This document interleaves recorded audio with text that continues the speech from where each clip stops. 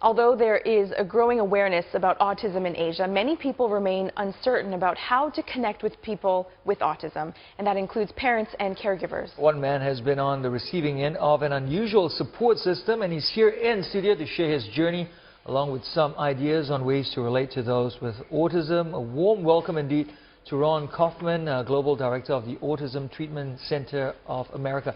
Maybe, Raun, to start us off, can you just give us a brief understanding, a very quick understanding of autism? Yeah, well, just that question is fraught with a lot of controversy because autism is often treated as a behavioral challenge or behavioral disorder where children, they look at the behaviors, where children do a lot of repetitive behaviors. They often don't look at people. They seem like they're in their own world. They might line up objects, spin objects. And so when we view autism this way as a behavioral issue, the idea is how do we stamp out these behaviors that people think look different and promote and train in the behaviors we want. But this is like a profound misunderstanding of autism because it's not a behavioral disorder. It's a social relational challenge where at the core, these kids and adults have difficulty communicating and connecting with other people. Okay. You have a very interesting personal journey with autism. Tell us about that and also the support system that you had. Yeah, I mean, holy cow, this is not an academic subject for me. This is very personal. Because when I was a kid, I was diagnosed with severe autism, and I'm talking about no language at all. I was totally, I'm watching your face, it's surprising, right? I was totally in my own world. I would rock back and forth and flap my hands like this all day.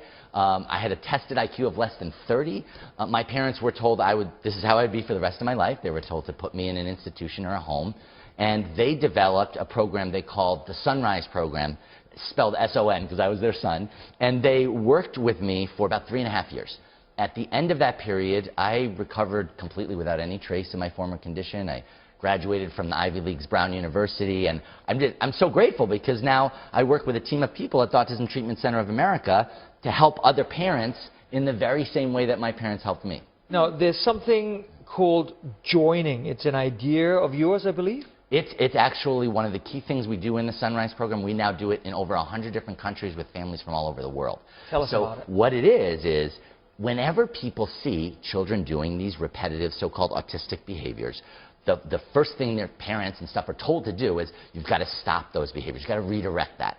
And what we do is we do what you said, joining, which means rather than forcing these children to conform to a world they don't yet understand, we start by joining them in their world. So if a child is lining up objects, we get our own objects and line them up. If a child's repeating a line from a movie, we repeat that line from the same movie. And although people have said, well, isn't that going to make him do it more? What we see in practice is that the more we do this, the more these children interact with us, let us be part of their world, become more part of our world, and actually they end up doing those behaviors less, not more, but not because we stopped them, but because we communicated with them in a language they can understand. The idea of recovering from autism, I'm sure you've heard a lot of detractors, a lot of criticism around this, especially from the medical community. So what you're saying is that people with autism can recover. That is a brilliant rephrasing, for sure. Yeah, I mean, here's the thing. I know it's controversial. I really get that. I'm not trying to get up here and say, just do these techniques I'm saying, and I promise you, your child will turn out just like me. We've worked with a lot of kids who've turned out just like me, but we've also worked with a lot of kids who've made extraordinary improvements and have not fully recovered. So it's not about a promise. What it is it's saying we've seen that kids with autism are capable of extraordinary change and, yes, even complete recovery. There's a lot of kids after me who've recovered.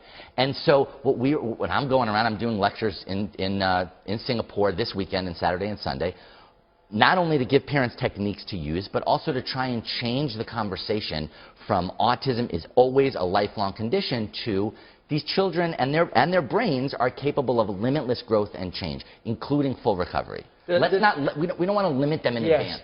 The thing is this, because there are also various degrees of autism too. So at what point do you say this is more a medical situation and less something that maybe the joining or the Sunrise therapy could work? Well, here's the thing. At the core, autism is a neurological disorder, right? And we come from this position, whenever anyone's doing a Sunrise program, and this is true when my parents were working with me, is that rather than just looking at the child and saying we need to change this child, because it is a neurological issue, it's not like they're doing this because they feel like it, is that what's actually happening is we're trying to see things from the child's point of view.